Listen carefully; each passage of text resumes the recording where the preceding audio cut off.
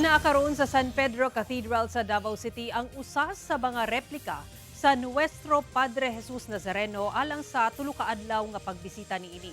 Dalon sab kini sa pipila ka simbahan sa syudad una ang kapistahan karong Biyernes. Ang detalye sa report ni Argil Relator. Mainitong gidawat sa San Pedro Cathedral sa Davao City ang replika sa Nuestro Padre Jesus Nazareno alang sa tulo ka adlaw nga pagbisita niini. Gikan sa Our Lady of Peña Francia Chapel, gibiyahe ang imahen padulong sa cathedral. Naghalad una og pag-ampo. Una ang pagsulod sa mismo cathedral sa imahen.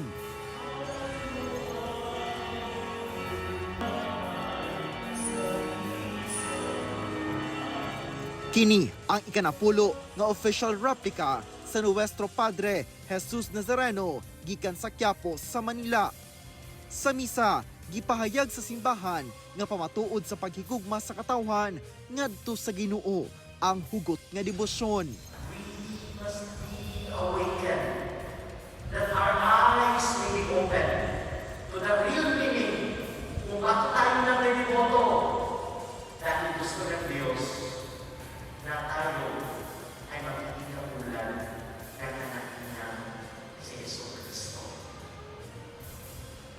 Ang tinuod nga nagdedebosyon, masinuntahan, dili masinuntahan sa Diyos. Hangtod January 5 anaa ang replika sa San Pedro Cathedral.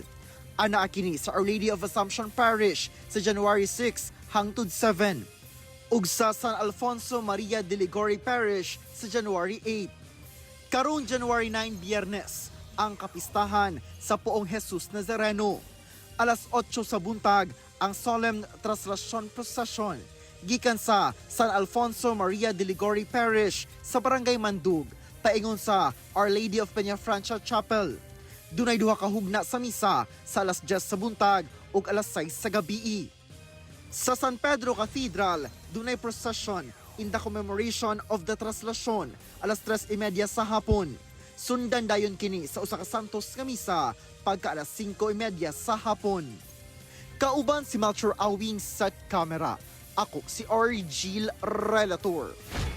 1 Mindanao.